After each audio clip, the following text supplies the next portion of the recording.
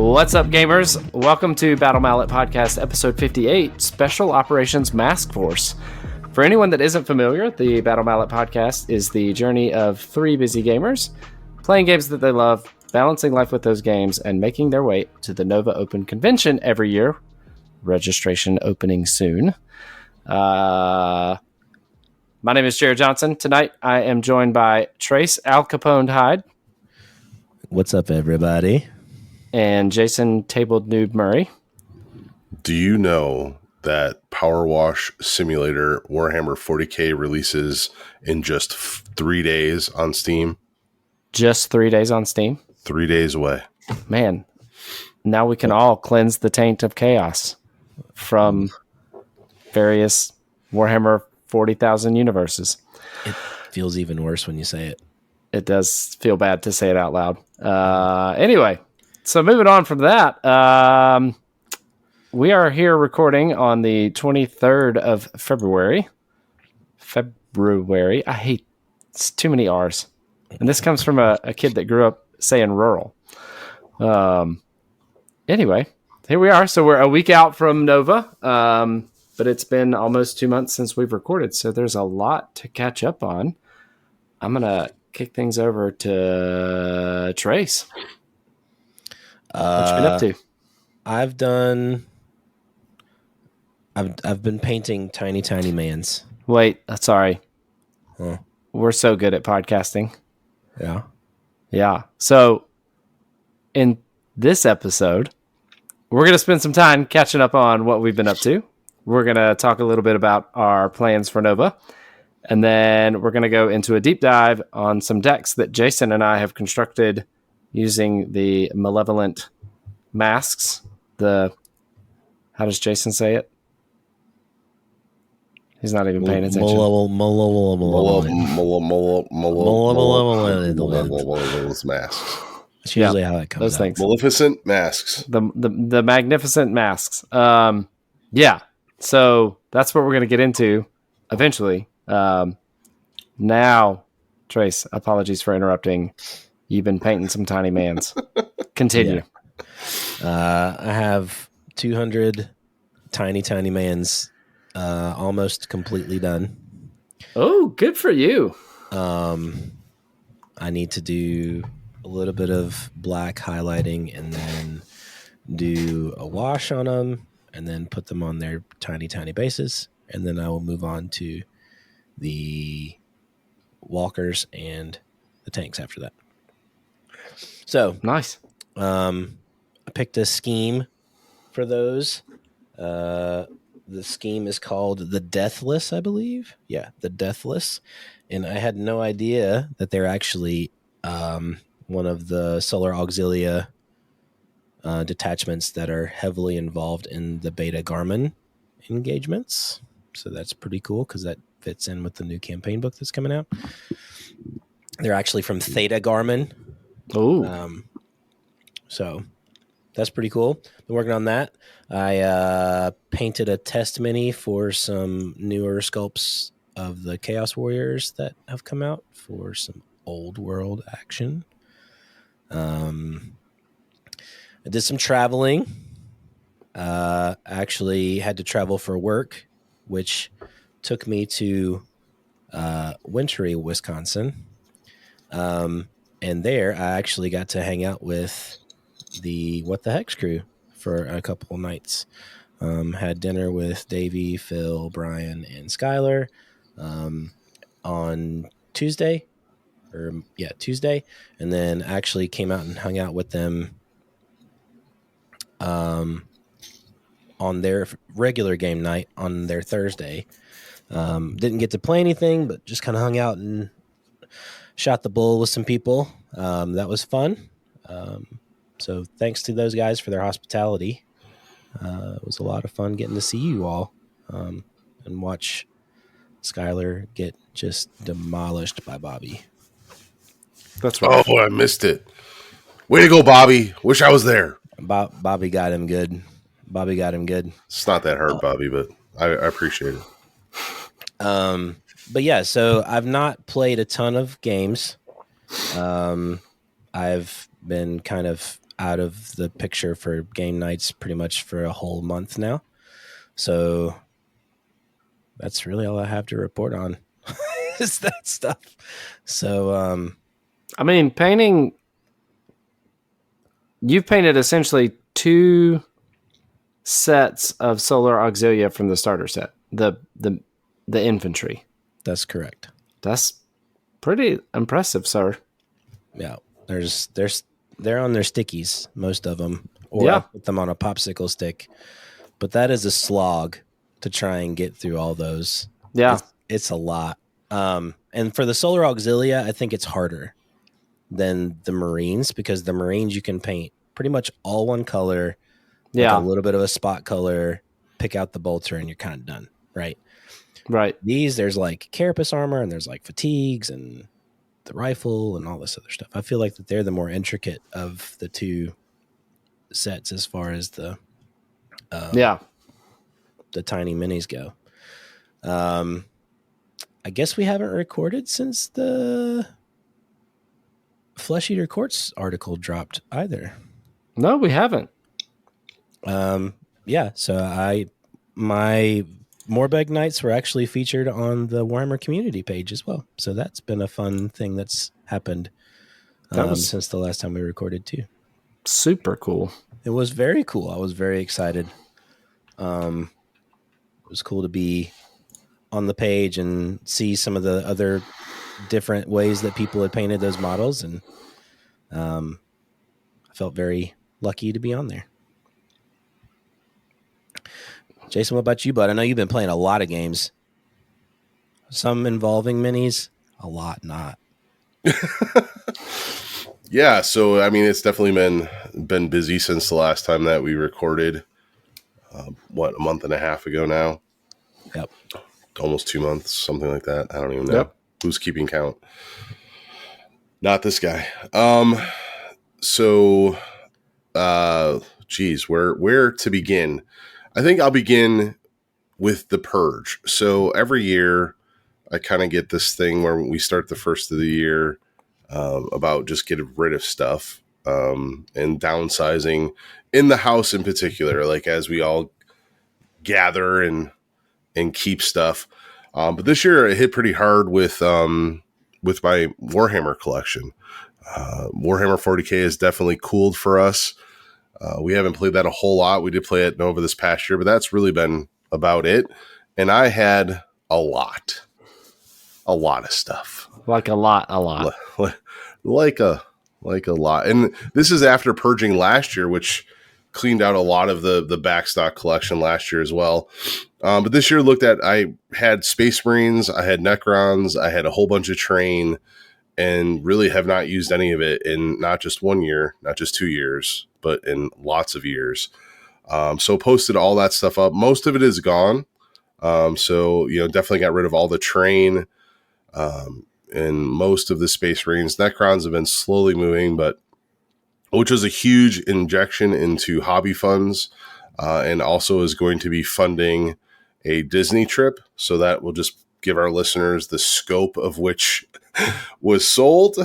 So a lot of, and all of it was in box. Like most of it, I should say, was in box. There was a few things that were built, but most of it was new on sprue in box.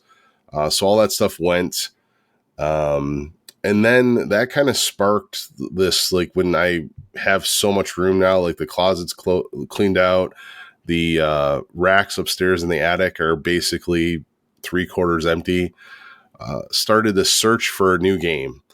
Love Legions Imperialis, so at least want to try Legions Imperialis. And I say try because there's the whole stock issue, which is a whole nother topic that we could probably do a 25-minute podcast on again, about how I just can't get enough stuff for that game.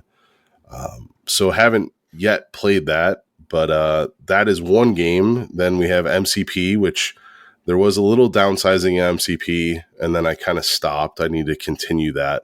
But I wrote a list out for all my MCP stuff so I could just play basically Avengers with a little bit of Defenders. But then I tried, let's see, so that money, get to the point, right, Jason? That freed up money allowed me to try searching for board games, card games, miniature games, all in between. So I've played Marvel's Unlimited, played that with a local Rob. That was really, really fun. Looked at buying that whole set, and as I am a completionist, that would be a huge investment to get that Cool Mini or Not game. So we probably won't go that route. Been playing a lot of Dice Throne. I love that game, so I now own everything that there is to own for Dice Throne until the new Kickstarter comes out at the end of the year. So that was a investment. I haven't played Shatterpoint yet, but that one is on the horizon, maybe.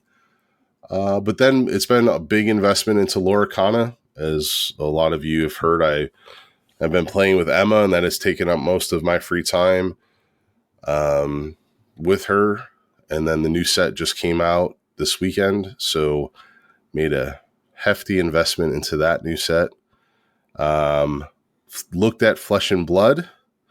I've looked at Marvel's Unlimited. You get the theme going here with the collectible card games.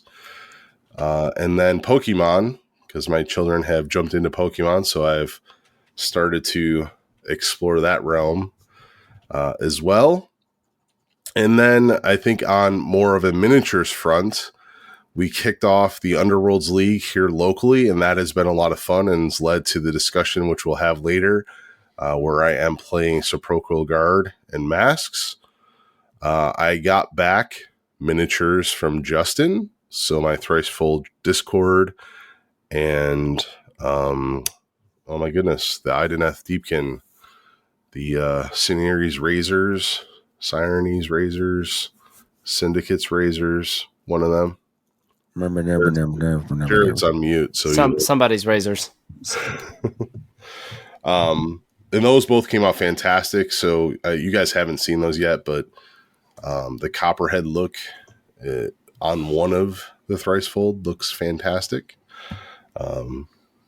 So that she looks cool. The other two are just painted standard Slanesh, like purplish grays.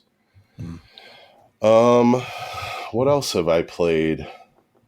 Oh, the other randomness as I freed up space because of my hobby sell-off. Oh, to finish that story, oh my goodness, so random today. Just random stuff. I did keep some 40K miniatures. So basically my 40K collection is painted Crimson Fists plus 20 unpainted models, which all fill up my carrying case. So that's a lot of fun there. And then the other thing that I've got into is comic books again. So totally went off the deep end. I saw an ad for a Lilo and Stitch comic, which made me open the link. And then little did I know that they're relaunching or did relaunch the Ultimates line of comic books, which was the only comic books that I really ever got into and collected. So I had to go back and find Ultimate Universe, which was the one-off, then Ultimate Invasion, which was a 4-runs thing. I found all of those. And now we're into Ultimate Spider-Man, Ultimate Black Panther, and next month will be Ultimate X-Men.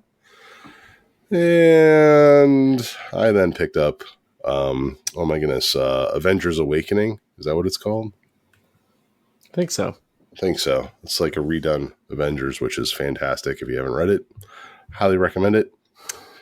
I think that's pretty much I think we're caught up. Yeah, I think so.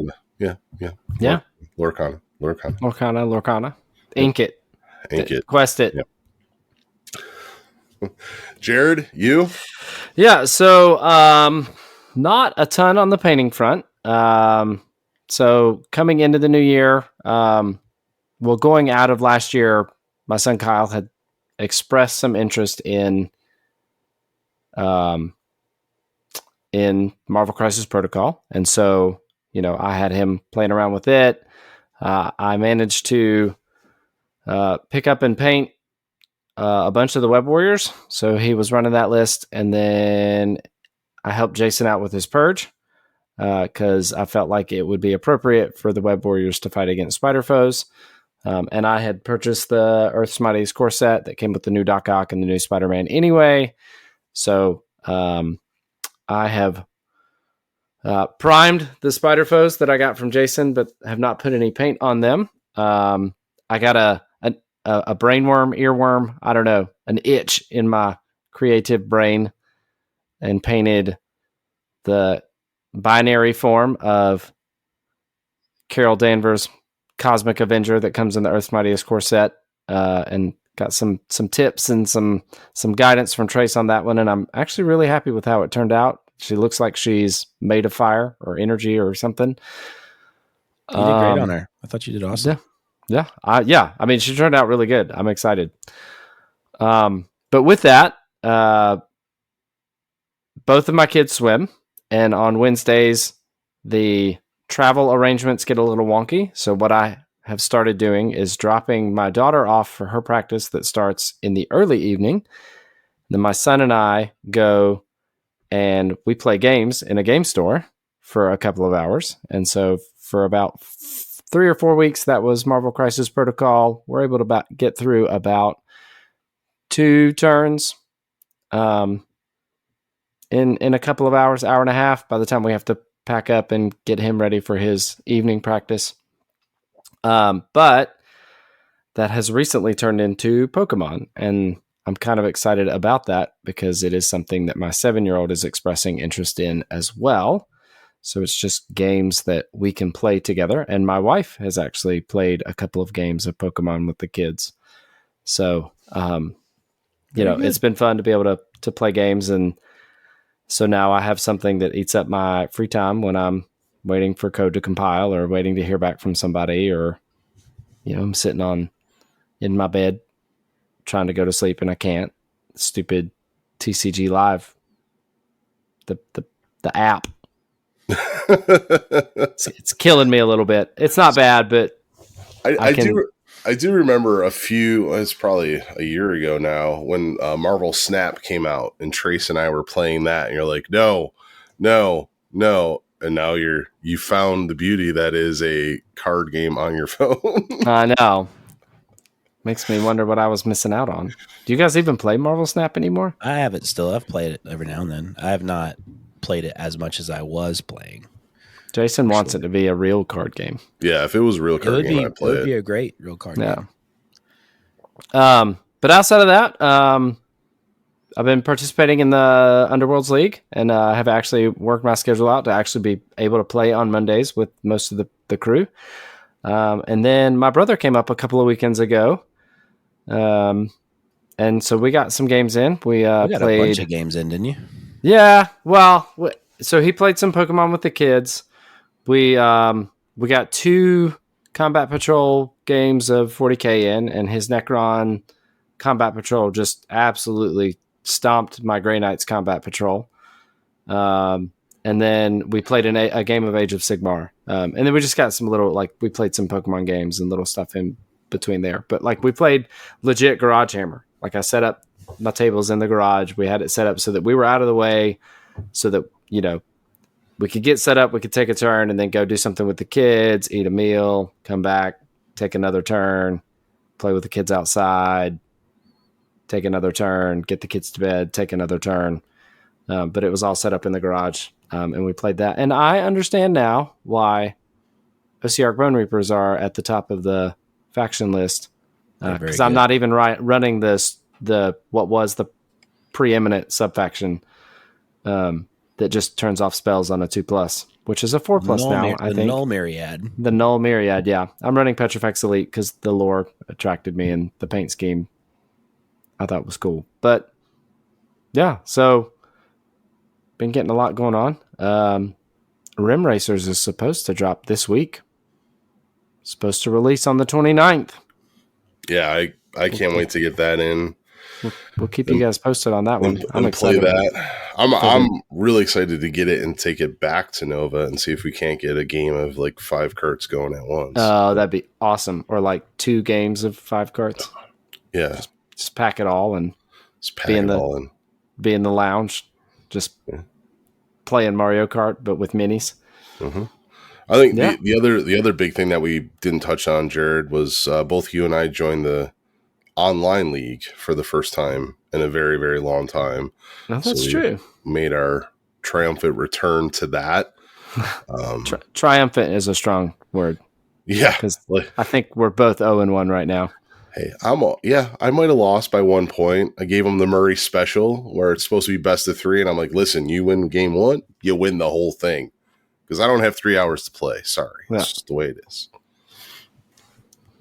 Yeah, I tried the Murray special, and so I played G of running Sirenes Razors at Worlds fame and internet fame, and he graciously declined. He said that he did not want to take the advantage on a best of 1 matchup. So, but it was fine because I won round 1 anyway, and then he won round 2, and then he won round 3. So, well, you done messed up by winning round 1. It only works if you lose the first game. Right, I know. It's fun to be back in that again, but definitely a common theme for all of us is really shifting that our children are becoming to that age where games are starting to take a hold. So it's been really cool to see everyone branching out and playing things with the kids, and I think that might dictate what we have going on here over the next couple months, locally at least, trying to get that spun up where we all can play together a game.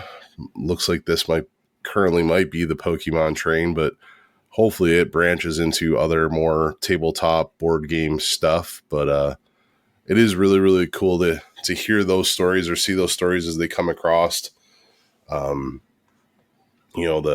picture feeds. It just dictates what this all started about a couple years ago, right? Like balancing life with those games or balancing games with that life. Yeah. One way or the other. Something. And now it's really merging together where we're getting to share that with our families. Yeah. It's pretty exciting.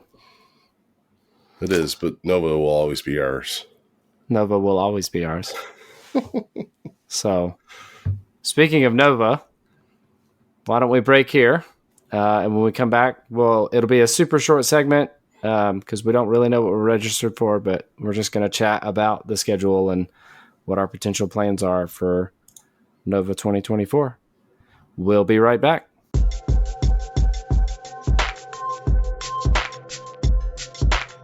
And we're back.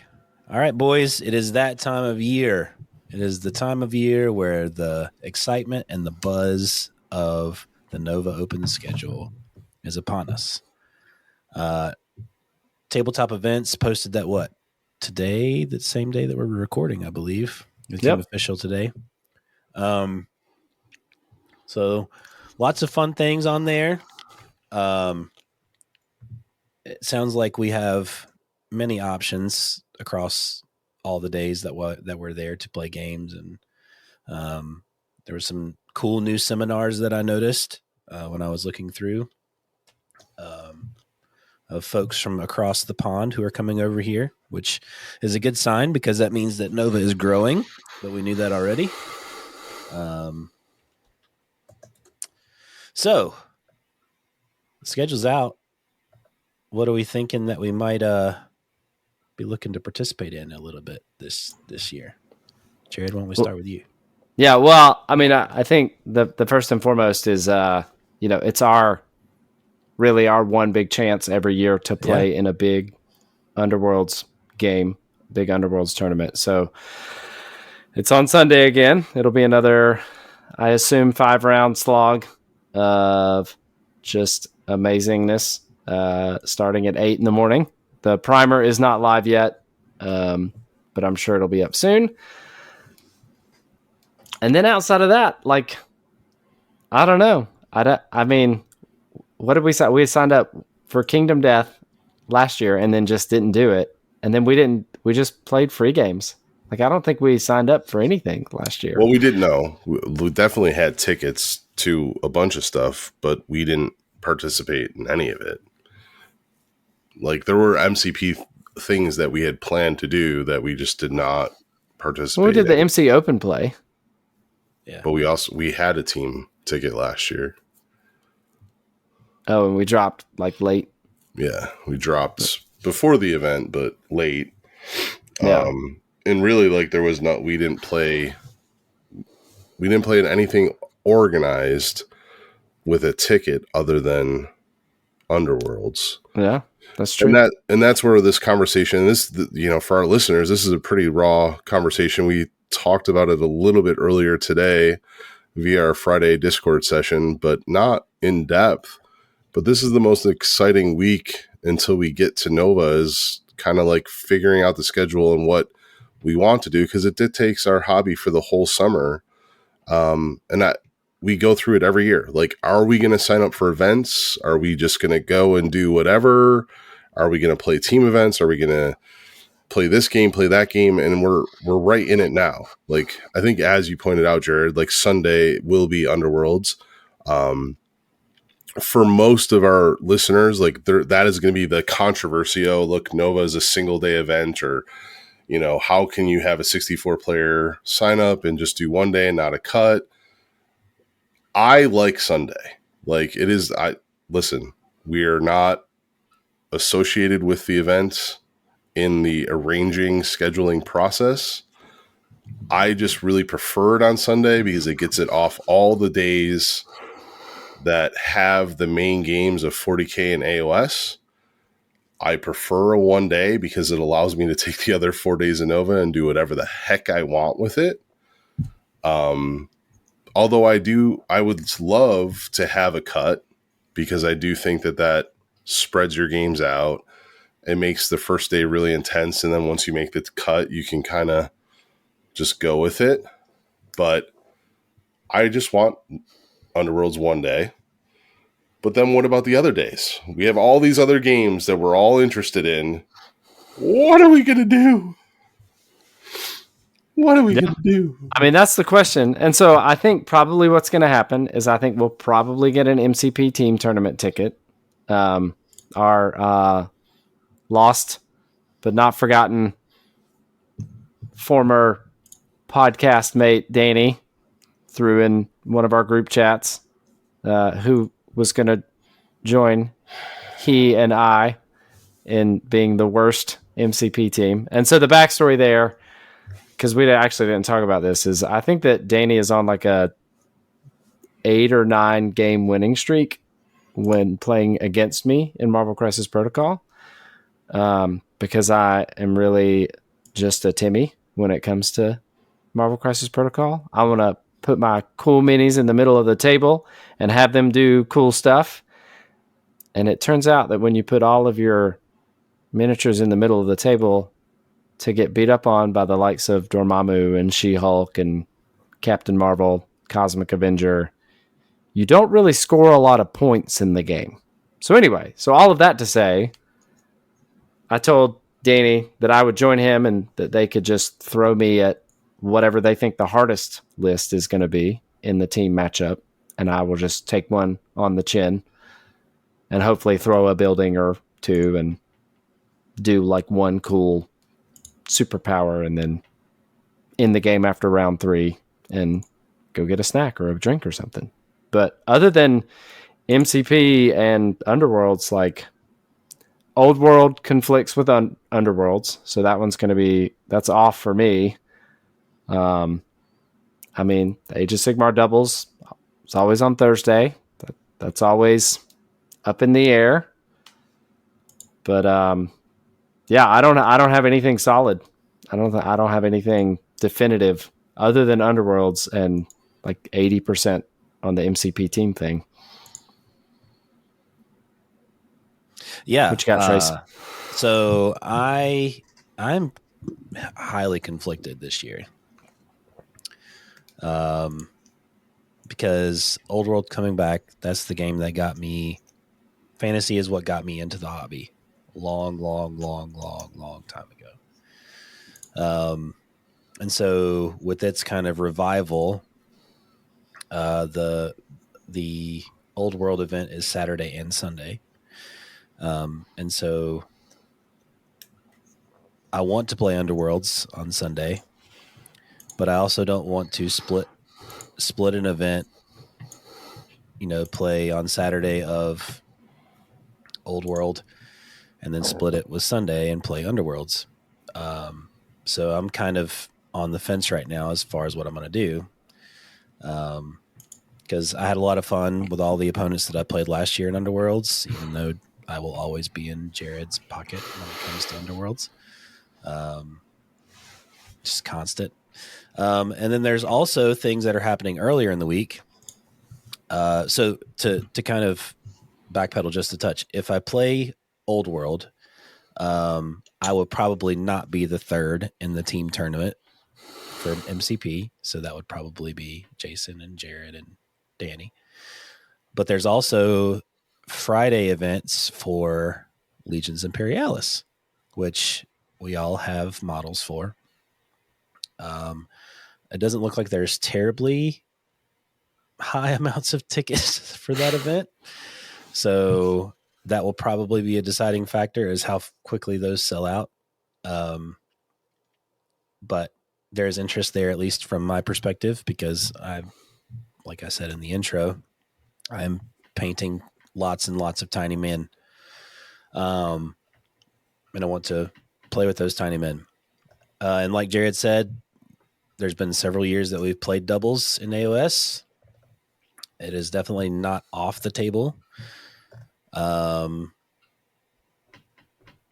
yeah, there's just a lot of options this year to do. Jason, I know you're for sure playing Underworlds, but like you said, I think are you interested in doing Legions Imperialis at Nova too, or are you interested in doing other things?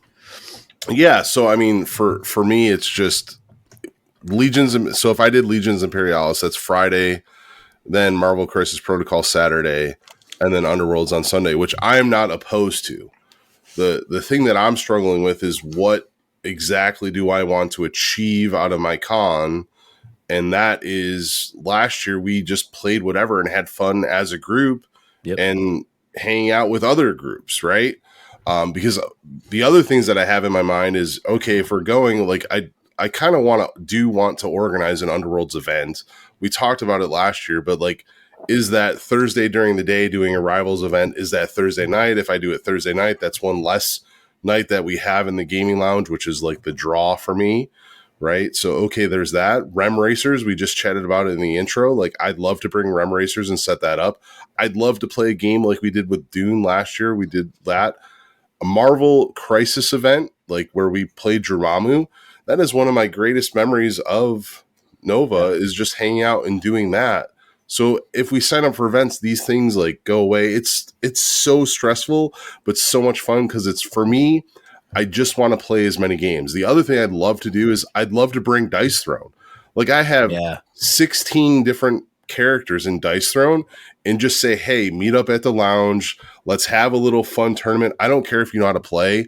We kind of do like a draft or like a random selection of characters and we have 16 people playing Dice Throne. Like that would be super, super fun. So I don't know. All I know is I want to go. I want to be there. I want to have fun. I want to play all the freaking games. I don't know what I want the schedule to be. Right now, if you had to put a gun to my head and say, hey, you have to sign up, it probably is Friday, Saturday, Sunday. And then maybe I just drop.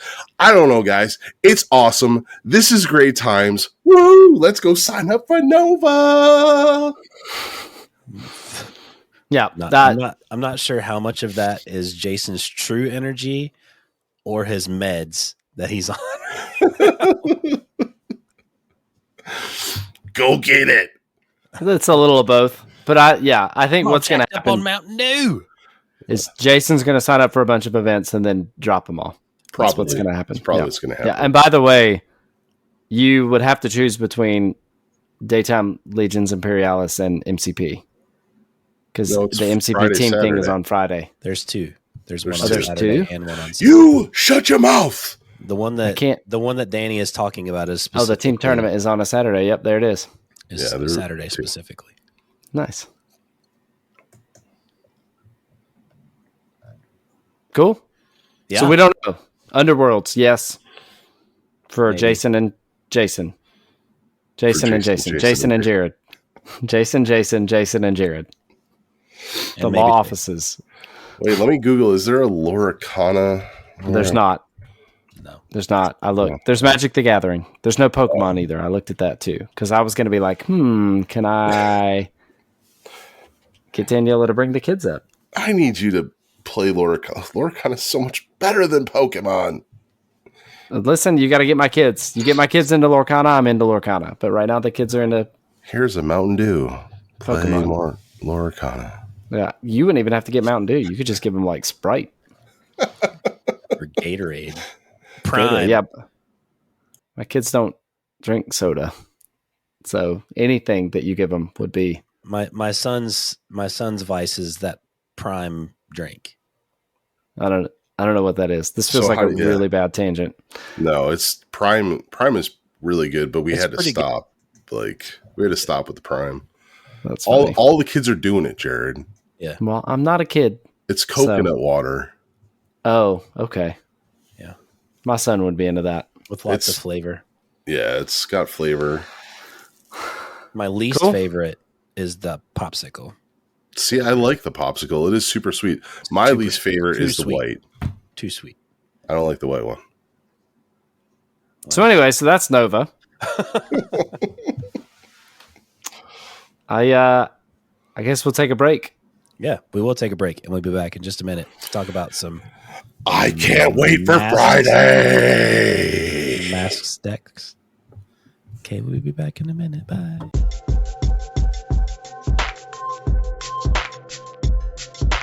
And we're back.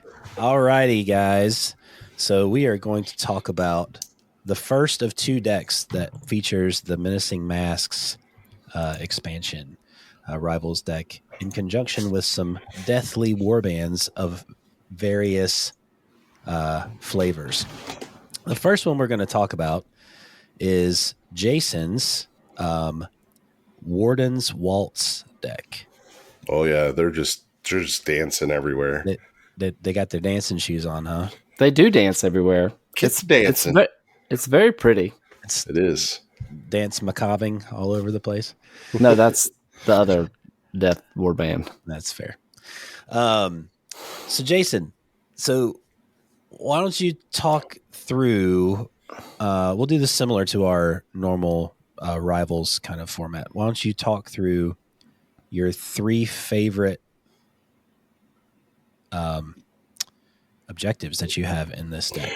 Well, Trace, thanks for asking. I really appreciate you wanting to get to the bottom of why I think that Masks is a great and fantastic Rivals deck. I think that it gives a lot of utility to these Horde warbands or Death warbands. It's just a lot of fun. I've really enjoyed this. It's in conjunction with Fishmode's Unspent Glory podcast, or I'm sorry, Unspent Glory blog. There we go. Spent Glory. Damn it, Glory, sir. Why is it an unspent? It should be spent. Unspent? Who knows? Too much Mountain Dew. Jacked up on Mountain Dew. No, in all seriousness, I've really been enjoying Menacing Masks. Yeah. And Fish Mode did spark something into me, to get back to my roots. So everyone knows I played Sepulchral Guard way back in the day. Haven't been there. Long comes Masks, and I think that kind of like Void Curse, Masks just gives a little pep, a little spice to Horde warbands. And when you ask, what am I looking for out of the Warden's Waltz turn one? Really, I want to mulligan for one specific card objective, and that's the March of the Dead. And I know that doesn't come out of Masks, but this objective has where you either have a move or charge token on 5 friendly fighters, and there's nothing better than to get that turn one, because it kind of gives you that 2 glory at the end phase to really set you apart. The other thing that I'm really surprised about this is when we did the review, you had Audacious Aspect and Vision of Success, which are 2 surge objectives. Audacious Aspect says that you have to have a mask upgrade and be on an odd objective. Vision of Success is a mask upgrade and be on an even objective. And we kind of thought, that's hard. You need some seed glory. Well, you're playing skeletons. It's not super easy to get seed glory, right? It is not the easiest to do when you have 2 move, you have hitting for 2 damage fighters, across the board in your Bleeding Glory.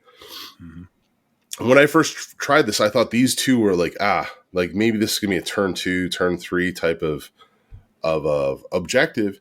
But what I found with the Warden's Waltz, or his action to get your fighters to move across the board, they're really mobile.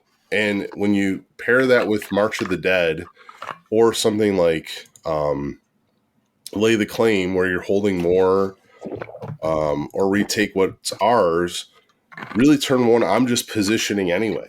I'm not really attacking a whole lot unless there's a target of opportunity or someone comes in and misses an attack and they're just like sitting next to me and I'm on an objective. I'm trying to get across the boards. And if I have to place objectives, I can set these 2 up. I'm placing 3 objectives, setting 1 over the line, and setting myself up to hold 3. And most of the time, just the odds have it that I have an even and an odd, or I have the ability to hold 3 with 1 being across the line, or I have the ability to get 2 in no man's, or 2 in enemy territory, to kind of trigger these super easy surges because they're after an activation step. So just remember that when you Warden's Waltz, you can move fighters multiple times, right? Like it's really a great update. And those 3 objectives, if you can score just 2 of them turn 1, that's 3 glory that powers up all your upgrades. It kind of sets up the rest of the game for you to go and attack. And you want your fighters to die once or twice because you want to inspire them. So the other thing that I found too in playing in Nemesis is like 3 wounds is pretty good. So it's typically 2 attacks that has to get through that champion or that harvester or my newfound hero, the Prince of Dust. Yeah. Le Petit Prince. Listen, the Prince of Dust hung out in the background all the season 1 that I played him. No more. That damage 1 was so painful. It was in season 1. And now it's damage 2 with knockback and stagger, and he's on a block. Like that, the block is really what's setting it up for me, is that unlike the champion who is going to die to a stiff wind, like the Prince has a snowball's chance to roll that block. So So it looks like you've got 4 out of your 12 objectives as masks. Yes.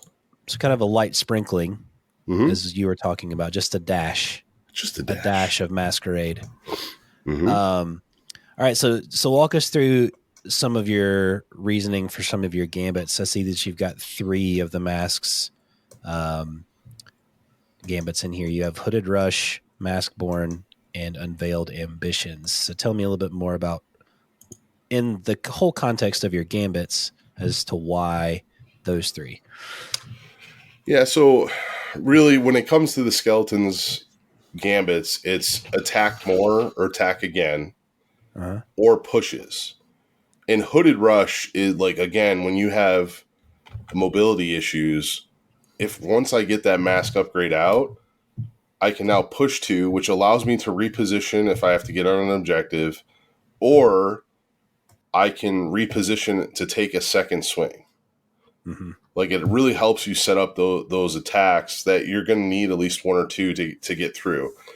Maskborn is just doing. I really wish Maskborn gave a raise counter. Like if it gave a raise counter, this would be awesome.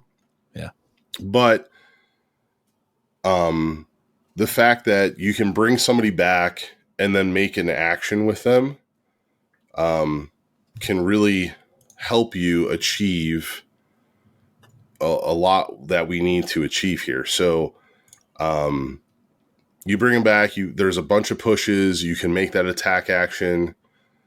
Maybe it's a mask action to get off a Victrix Eye. That really, really helps. And it just feeds into, we're always going to come back. And then it looks like your standard fare on the rest of the other stuff, right? Like it's a lot of push, a lot of move, extra raised stuff. Listen, the bee's knees is the Inexhaustible Warriors. Like if I had to pick one to get turn 1, especially the fact that I want to be moving and setting up position. The +1 move to all the fighters for the entire round. I like literally, again, I was worried that the skeletons, because in season 1, I never really left my territory.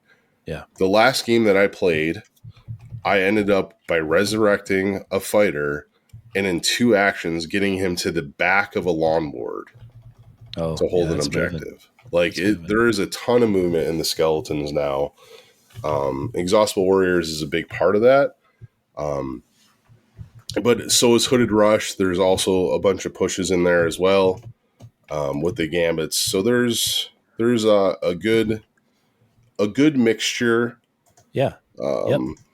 So yeah, I like it. I mean, I understand kind of your perspective on why you built some of your ploys the way you did. And in, not really surprising fashion, you've gone a little bit more heavy on your upgrades with the masks because a lot of those objectives require you to have a mask, right? So, and just having the extra abilities and extra functionality and tech that you gain from the masks is pretty cool. So why don't you talk through some of the ones why you chose? Well, let's just say this. What's your favorite 2 mask upgrades that you put into the deck? What have been your MVP masks? Well, MB Shroud is the MVP because it makes them from 3 wounds to 4 wounds to my heavy fighters, right? Yep. It achieves the mask plus getting me to that definitely a 2-hit scenario. So that's my number 1. But the nice thing, again, when you have a warband that has built-in action economy when it comes to movement, the actions to take the mask action happen a little more frequently. Like +1 damage with Smile, +1 dice, or I'm sorry, not +1. The reroll with the Veil. But probably the other MVP is the Howling Hood. Like, this is a positional warband. When I've played this, the handful of times I played, I think I have 6 reps in now with this deck. It is like to be able to push somebody away is very vital to where I want to go, whether that's freeing up an objective I want to get on or setting up ceaseless attacks. Like, that is the other one that, like, oh, you probably won't do this a lot. Yeah, it is definitely situational, but when I want to get to where I want to get to, or I want to push you where I want to push you, it's really been beneficial. Again, I have the luxury of when I make a move action, I'm doing 2 at a time. Yeah, absolutely. So. Yeah, the built-in action economy does make a lot of sense as to why. And not to mention your resurrection mechanic. Like, you put a mask on a dude, you're not really losing anything because you can always bring him back and have that value for the whole game. Whereas some other warbands don't gain that benefit, which is pretty awesome. Yeah, like you could have somebody take a mask action, like get the rerolls or the extra damage or whatever, and then they die. Yep. Then you bring them back with a gambit, and then they can attack again, and whatever effect they had from the mask is still in effect. It's not a counter that clears when they die. It's not a token that gets removed when they get removed from the table. So, yeah, and that would be, I mean, the best case scenario is like I put the +1 damage onto the champion or the Prince of Dust. I take that action turn 1 because I have something to burn. I then charge in and hit somebody. And then in turn, I get killed. Like, I get charged back and killed. Then I can use like the Startling Reformation or Restless Dead, I think it's called, which are difficult to work around now because like you get a charge action, right? That the token that kind of goes on them. But I can then like resurrect them and push them where they need to go, right?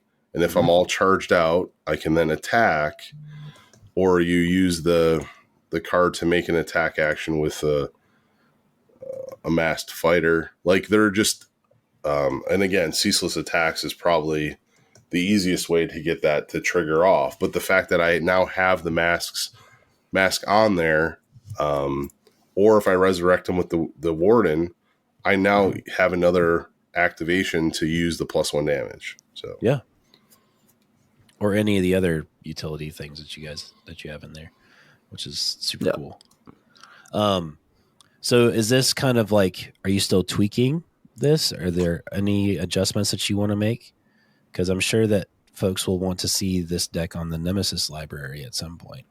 It's already there in its current version.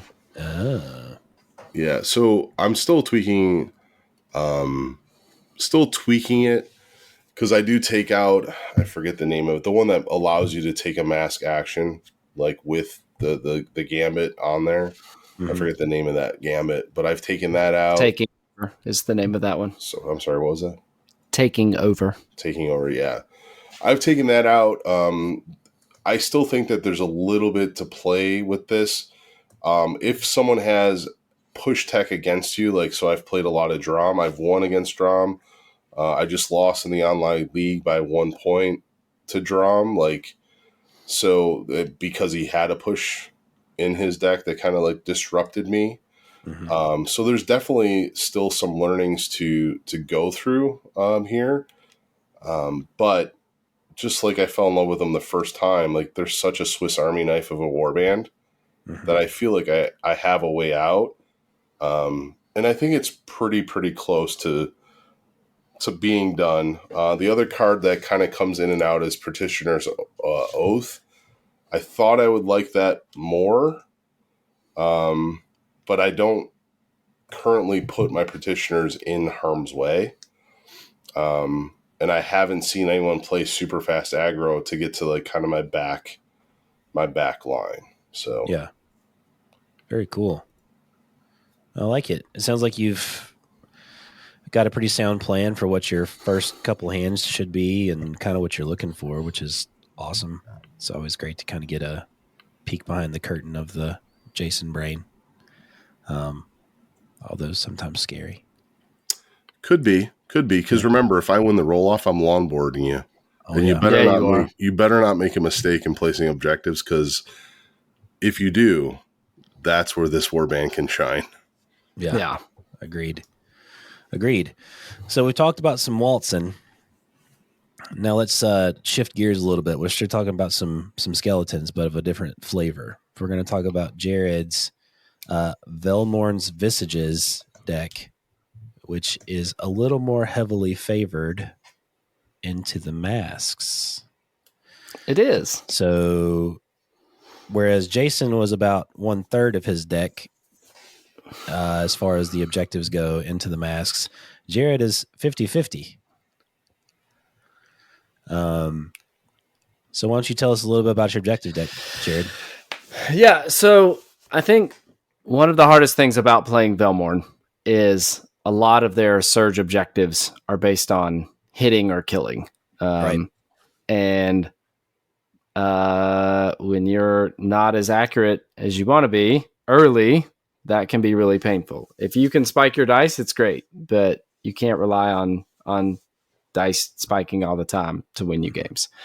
So I will say this from the get-go is I am pretty sure that my deck is going to fail horribly against somebody that's being extremely passive. And I think that there are some options in there to get around that, to get some early seed glory.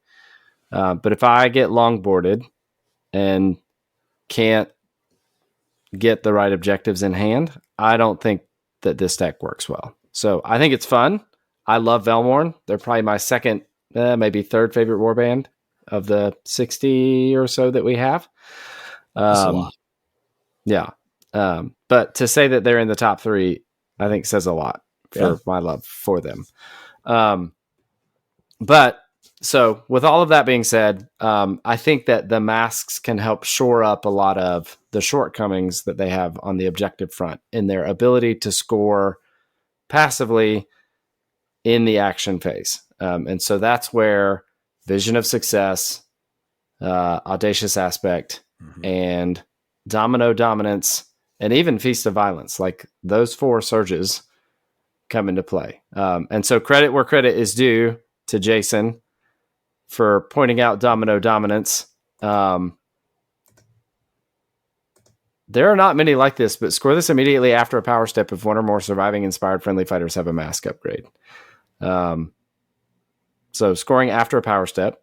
So all I have to do is put a mask upgrade on an inspired fighter, and I will score this after that power step is done. So you don't get the glory going in, like I can't use that glory to seed upgrades for subsequent turns, but it's really good, and all it requires is a glory to score another glory. And Velmorn has an auto inspire mechanic. So at the end of every power step, you can inspire one of the uninspired Graveguard. Yeah. But if we're talking first turn, much like Jason, I want hereditary claims. So this is probably the one that I'm mulliganing for more often than not in turn one. And this is the dual in phase. Your whole warband holds 2 or more objectives, and 1 or more of those objectives is not in your territory. So I don't have to have killed anyone to score this. All it requires is for me to move Velmorn onto an objective somewhere in my territory, and then move somebody onto an objective in no one's territory or enemy territory. And so that, like Jason's objective, what was it? Which was it? March of the Dead. This is the one that can give you that seed glory going into turn 2. It's going to give you your seed glory for getting masks out. And then outside of that, it also aligns with Audacious Aspect too. So if you can it does. So it'll get you half of Audacious Aspect. If you've got 2 other objectives in your territory, then you can score Vision of Success. With it on a surge. Then you're doing non-Velmorny things at that point, in that you're not attacking to try to get the inspire. But in the early stages, you almost always want hereditary claims. And then on the surge side, if you can either get Feast of Violence or Relentless Unity, you're going to want those early. So Feast of Violence is 3 or more range 1 or range 2 attack actions, each made in a separate activation. And then Relentless Unity is either successful supported friendly attack or failed attack on a supported fighter. And since Velmorn starts with a command counter at the beginning of every phase, all of your Graveguard are supported starting with the first action step. So all it requires, somebody could come in and just miss, right? Right. And on a Graveguard, and then they've got that. You've got glory, and now you can put a mask on and start doing some work. Yeah, that's awesome. I really like the alignment between hereditary claims and Audacious Aspect. So it's some stuff you're looking to get hopefully early. That's awesome. And then, like you said, the more Velmorny things of supporting attacks and stuff like that. Yeah. And then, so we've talked about some of your objectives deck and kind of what your initial goals are. So you're pretty heavy on the gambits into the masks, sir. There's 6 out of your 10 in here that are masks, gambits. Yeah. There's a lot of positional cards in here. So why don't you talk through what's your favorite ones that, like you said, we're seeing early. What are you looking for early on to try and get your deck kicked off? Yeah, so to kick things off early, Redoubled Fervor. So this is a Velmorn. If a Graveguard fails, you can try again. And if you remove a command counter, you get +1 dice. And that one's pretty nice because if you, say, move Velmorn with your first activation, well, now he's got 2 command counters on him. Mm-hmm. So the Graveguard goes in, you remove the command counter, he still has 1, so he still counts as supporting, but you get the extra dice. That's good. So there's even better potential for that attack being successful and, ideally having a crit in it. I like Deadly Maneuver early as well. So if you've got 2 fighters up front, you can use Deadly Maneuver to move a fighter, push a fighter 3 hexes as before an attack happens. So it helps you maneuver your kind of slower fighters around. And then one that, I think it can either be good early to help start your Inspire train. but you don't hate it if it comes out late when you need to start landing those critical attacks, and that's Shuddering Violence. So this is choose a friendly fighter, stagger the chosen fighter, +1 dice to the first range of 1 or 2 attack actions made by the chosen fighter in the next activation. And then if they have an upgrade, then you get to reroll all your dice. So I would do this last. Ideally, you've let your opponent go first. So you do this with your last activation, so the stagger doesn't matter. You're getting an extra dice. It gives you an opportunity to inspire. I use this to inspire Jedrin in one of my games, and it feels pretty nice when Jedrin finally gets to inspire for once. But it's another good way to get Velmorn and one of the Graveguard inspired to start your train rolling. So you said reroll all. I think is it reroll 1 or reroll all? Reroll 1. It's reroll. Yeah, all. sorry, I was thinking of the mask upgrade that lets you reroll all. Yeah. Yeah. Just for our listeners who aren't I appreciate that. Yeah, to say, hey, I get to reroll all my dice. Don't do that. Yeah, don't do that. Don't be like Jerod. +1 dice with a reroll is basically +2 dice. Yes, pretty good. Yep. Any other notable ones that you really enjoy that aren't necessarily early? Yeah, so taking over is awesome, especially for these guys, because then you can do the Eternal Smile +1 damage. You can do the Frostbitten Veil, which is reroll each dice. Yeah. I wombo comboed a Frostbitten Veil on Thane 4th and last with Heirloom Weapon. So he was scything for 2 with Grievous and re-rolling all dice. It was pretty gnarly. That's pretty gross. You want to guarantee some crits, roll 3 dice with full re-rolls. Yeah, that's pretty good. Yeah. Anyway, so taking over I think is probably my favorite. And then one that I included that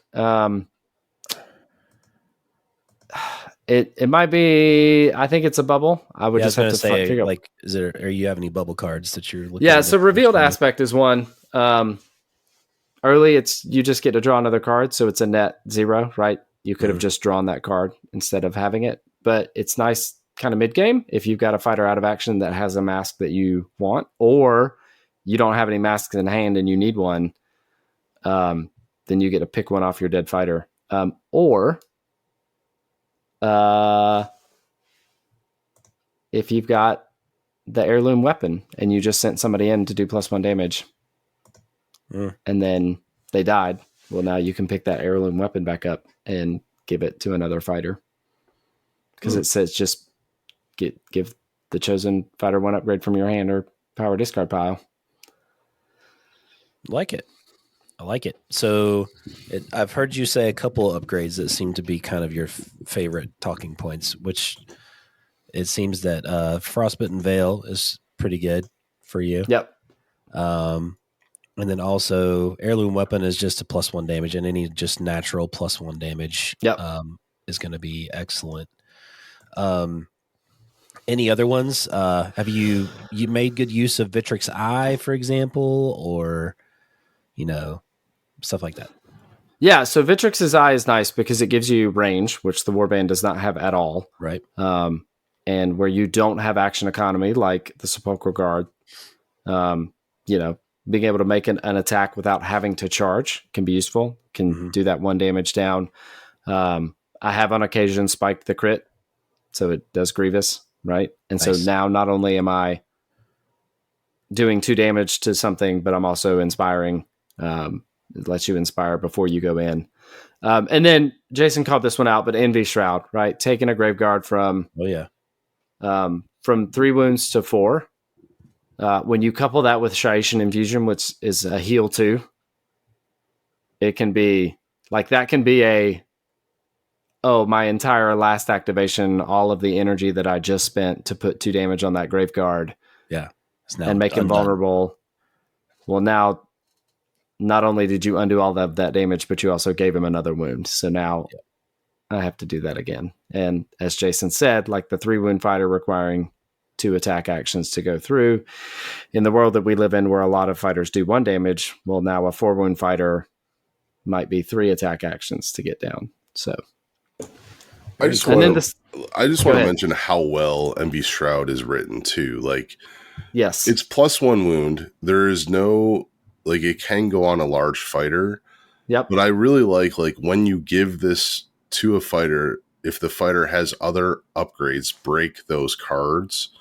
Yep. So, like, not even in the decks that we're talking about, but just like if you played it where you're kind of Voltrining up one fighter and this doesn't Right. come out in the way that you want it, like, it's just a little nuance that I really appreciate.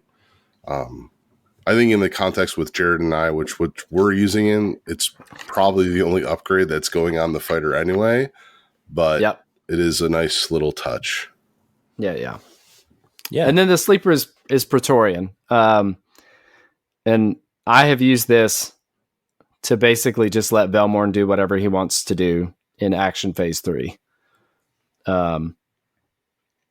Because you just keep Jedrin close enough and say, oh no, you're not going to fight. You can't attack Velmorn. You have to attack me.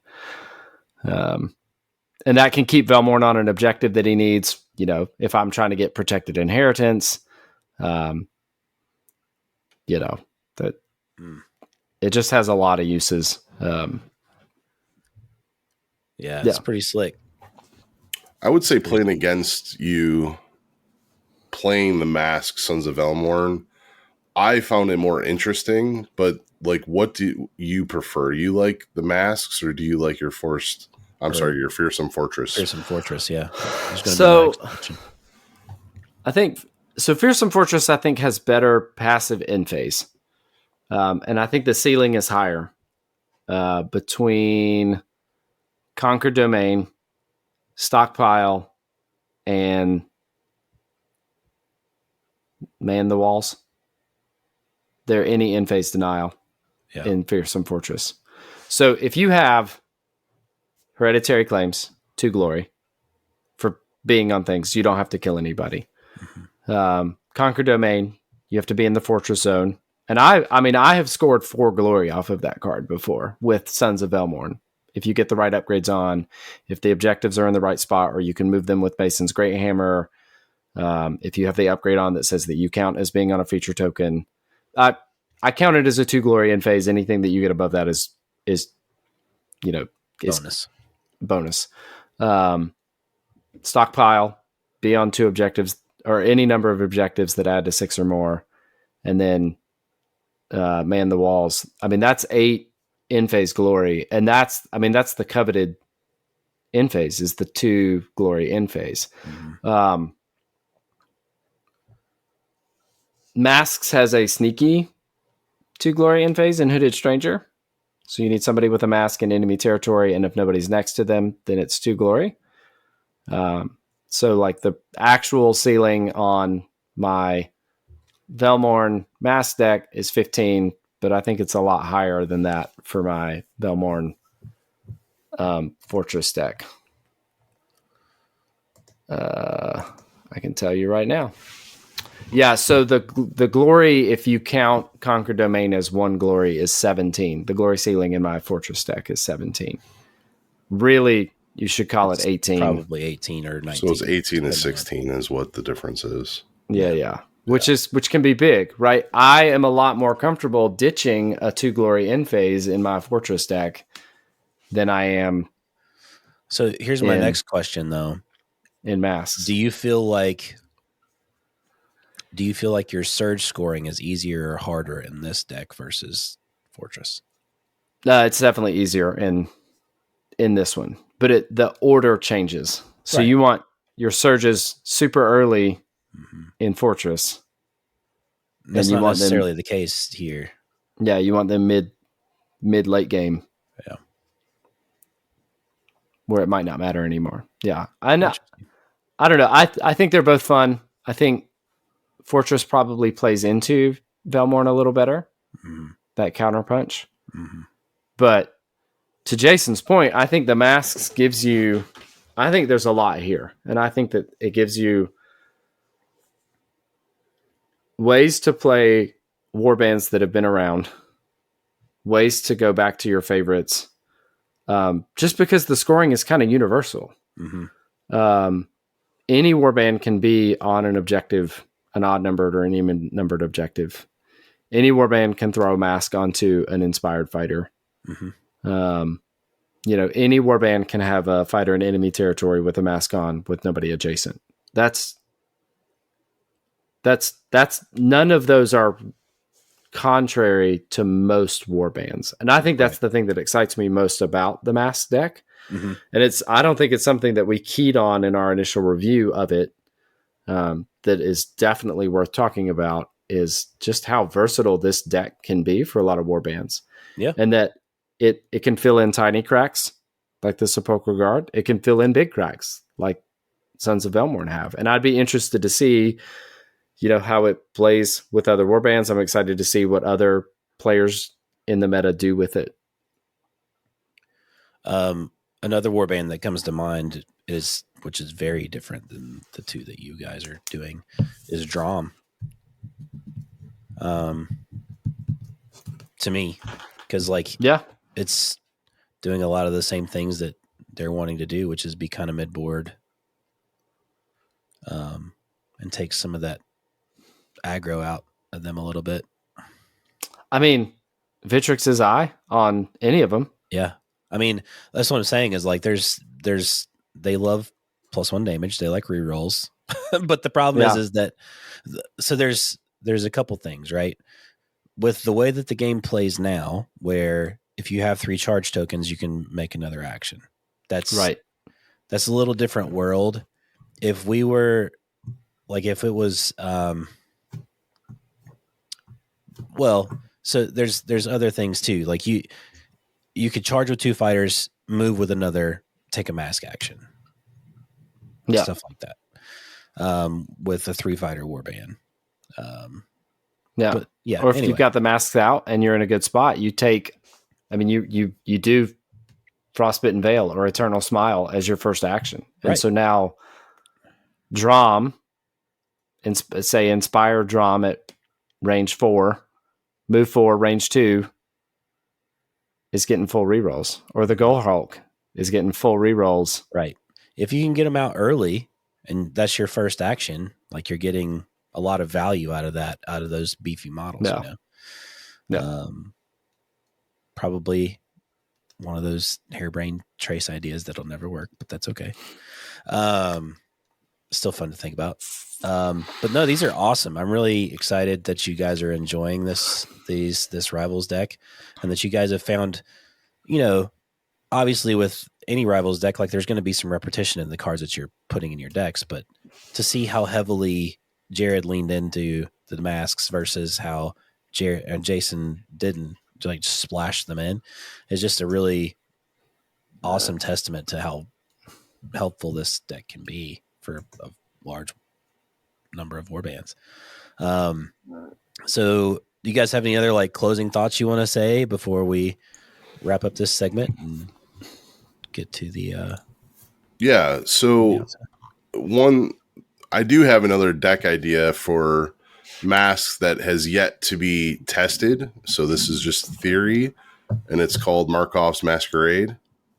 So more undead. So more undead, but it leans differently into the masks. So this is with the Exiled Dead, and instead of going to the hold kind of side of the mask, it's into the attack side of the masks. Okay. Yes, the upgrades still are just focused on mask upgrades, and then the rest is kind of the warband, but it's the objectives that really, really change, where I have Death's Visage, which is an attack, the Domino, which we talked about, but then Feast of Violence, which I didn't have, Jerod had in his.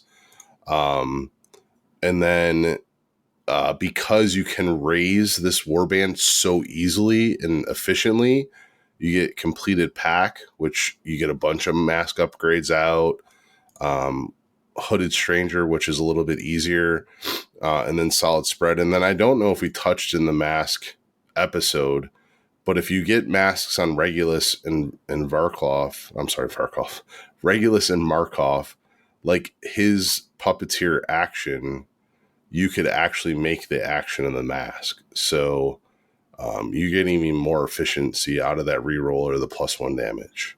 Yeah, that's pretty spicy.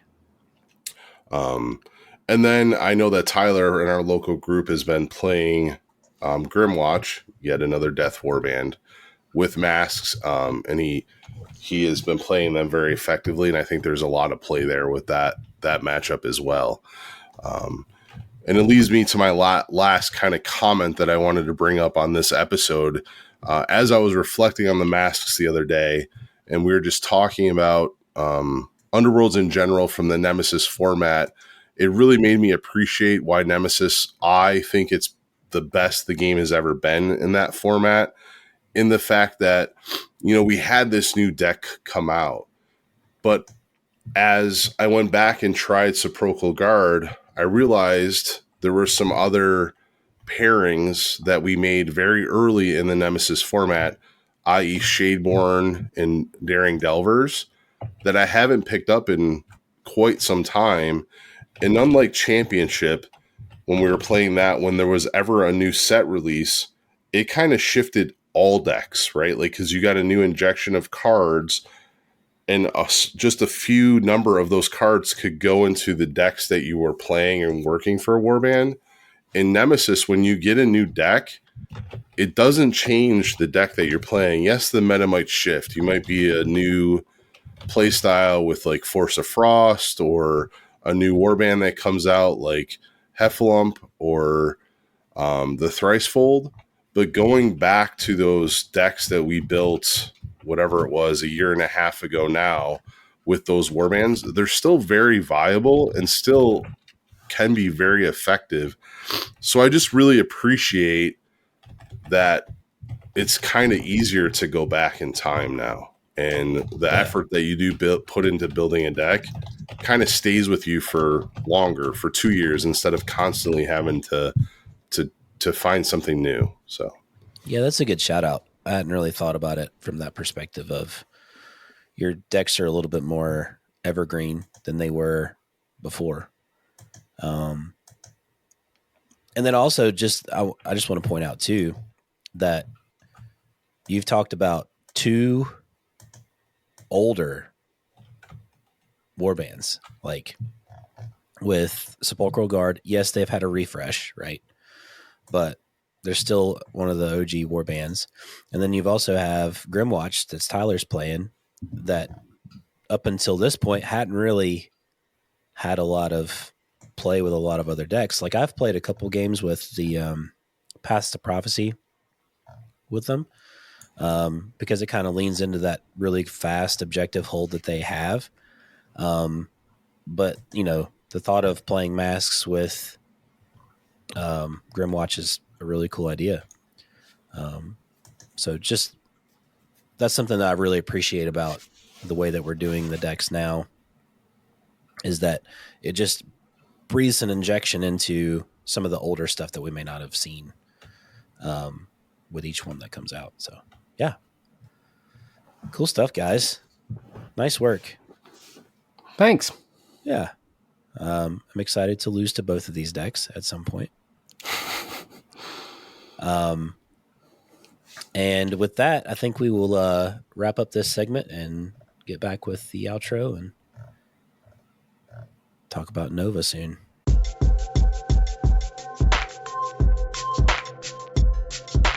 And we're back, and that will bring us to the end of this, the 58th episode of the Battle Mallet podcast. As always, we want to say thanks for listening. If you can smash that subscribe button, hit the bell, hit the star, hit the heart, whatever it is that you're doing, that'll just let our content get out to more listeners, who then can smash that subscribe button, bell, and it will just be a chain effect, and it will be like in the Wayne's World movie, where they'll tell their friends and they'll tell their friends, and the next thing you know, it'll be the Battle Mallet world and not anybody else's. Just kidding. We don't care that much. We are on all of the social medias. We are Battle Mallet 1 on X, formerly known as Twitter. We are Battle Mallet PCast on Instagram. We are Battle Mallet Podcast on Facebook. That was the only one that we could secure. I don't know how that happened. but it did. We have a Discord that you can come and hang out. Trace mentioned the photo galleries, the pictures that we share throughout that. We post a lot on socials, but there are a lot more pictures and engagement happening in our Discord. Always happy to chat and meet listeners and fans and foes there. I do want to shout out Derek, Captain Murder Trequeer. He wrote up a deck guide for the deck that he won LVO with that is hosted on our blog. I posted that everywhere, but if you haven't had a chance to read it, you should go check that out. I will probably write up a deck guide for this Velmorn's Visages deck at some point, but Jason is definitely not going to write up a guide for his because he does not write. I might see if I can goad him into just giving me some bullet points and I'll write it up. But with that said, if you have a deck that you think is cool, you should let us know what it is. We are more than happy to put it on the Nemesis deck library, credit you for the creation of that deck, and I can work with you to help write up a deck guide. I have a form that you can fill out that you just give me the bullet points and I can do the writing. Or if you're a writer yourself, we'd be happy to host that content on our blog. Upcoming events, Adepticon. Cherokee is this weekend. If you are not already going to Cherokee, this episode is probably going to drop while Cherokee is happening. So, I mean, maybe you could go. It could still happen. But Adepticon, I think, is the big one. All of the big Games Workshop US Open events have been announced. So there's Dallas, Tampa, Tacoma, and Worlds. Yeah. In Atlanta. I think that's it. Yeah, and the WTC over in Warsaw in May. Oh, yeah. So for all of our European listeners, go check that out. And then there's one in the end of August, beginning of September, I think, that registration starts in a week. Yeah. I don't know. It's a small con. Nothing important. Yeah. It's only I what don't know this what you're talking podcast is centered around. Yeah. So. It's only how we got started. Yeah. So if you're going to Nova, get your ticket, you register for your ticket on Friday. I think the hotel block opens up mid-March, unless you get a dwarf for a supernova. I think that's it. Any other closing thoughts? Talking about Nova just make me like ring, ring, ring, ring, ring, ring, ring, ring, ring. Hello. It all began in the back of the Charger. Yeah, it did. Oh my gosh. That was quite the trip. All right, so for the Battle Mallet podcast, I don't know what we are tonight. We are Titan Tech Support. Titan Tech Support. This is Jerod signing out. This is Trace signing out. And I'm Jason Table New Murray. Get the hell out of here, brother. Peace. Go Bells.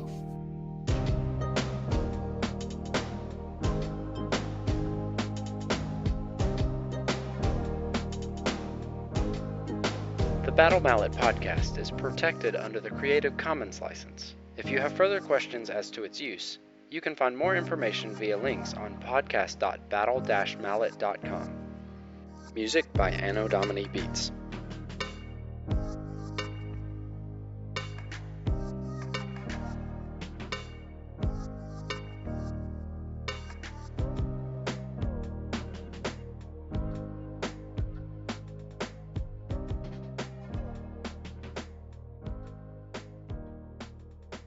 Well, now we got to restart the whole thing. Nope. What the were you thinking, Trace? Jesus. Mary Mary and Joseph. This is off. God